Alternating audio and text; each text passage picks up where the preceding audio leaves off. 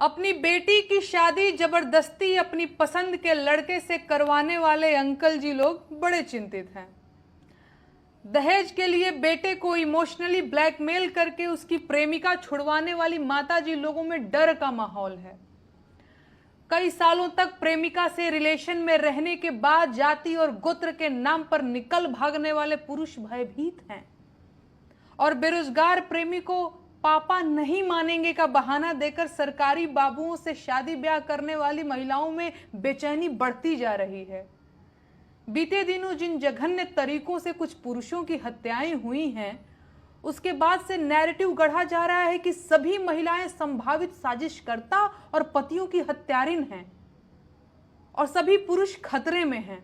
एक घटिया किस्म का नैरेटिव बनाया जा रहा है कि सभी पतियों को अपनी पत्नियों से सावधान रहने की जरूरत है और आपकी पत्नी किसी भी दिन आपकी हत्या करवा सकती है। ये बेहद गंभीर बात पूरे सोशल मीडिया पर मजाक के रूप में फैलाई जा रही है, जिसमें महिलाएं भी बढ़ चढ़कर हिस्सा ले रही हैं।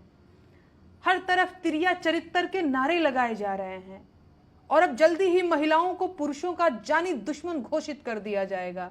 हालांकि इन हत्याओं में महिलाओं के साथ उनके पुरुष साथियों ने भी बढ़ चढ़कर योगदान दिया है, लेकिन इस बात पर किसी को बात नहीं करनी, क्योंकि उसमें मनोरंजन में कमी आ जाएगी, मजा किरकिरा हो जाएगा, मीम खराब हो जाएंगे और महिलाओं को अपमानित करने के मिशन में बाधा आएगी।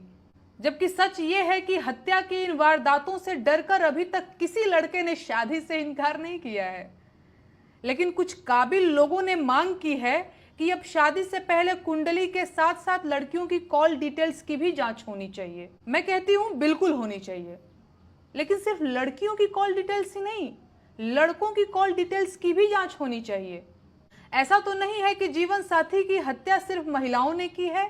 आंकड़े उठाकर देखेंगे तो पुरुषों के हाथ ज्यादा खून से सने मिलेंगे, लेकिन समाज ने इस चीज को इतना नॉर्मलाइज कर दिया है कि ये सब तो होता ही रहता है।